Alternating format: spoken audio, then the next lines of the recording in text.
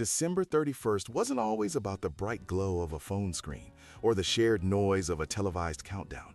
It used to be a moment of quiet reflection, of silence, of a deeper connection to the year we were leaving behind. But somewhere along the way, we changed. There was a time when people ended the year with a pen and a blank page. They wrote down the year they had truly lived, its texture, its scent, its sound. They cataloged what they had lost, acknowledging the empty space it left behind. They documented what they had learned, often the hard way, in quiet solitude. It was a private ritual, an honest accounting with oneself. The ink drying on the page was a testament to a journey taken, a life lived. Today, for many of us, that ritual is gone. We just scroll. We swipe through a curated highlight reel of the past 12 months, our own and everyone else's.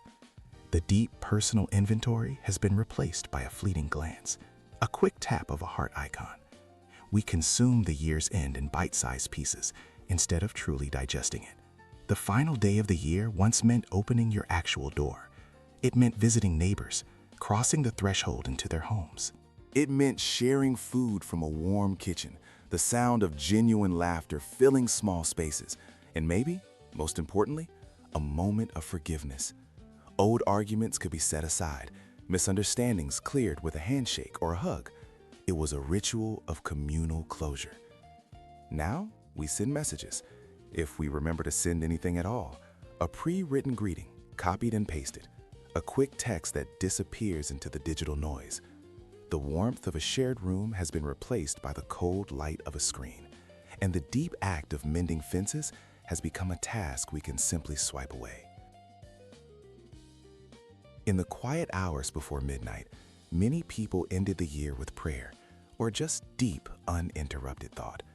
It wasn't because their lives were perfect, or because they had all the answers. It was precisely because they didn't. In the stillness, they found a space for gratitude.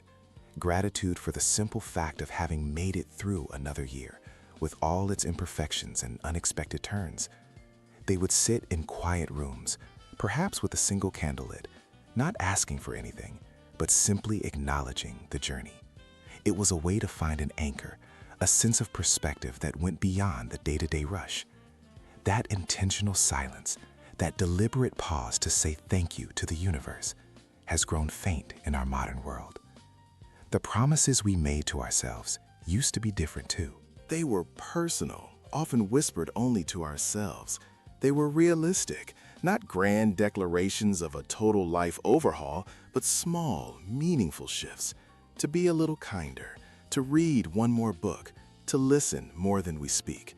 These resolutions were rooted in character, not in metrics that could be tracked and posted. They weren't made for an audience, not crafted for likes or comments.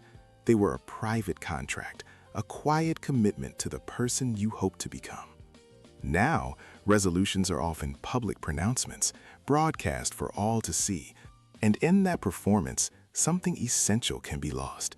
The simple, honest promise made from you to you. Perhaps the problem isn't time and how little of it we seem to have at the end of a year. Maybe the problem is what we stopped doing with it.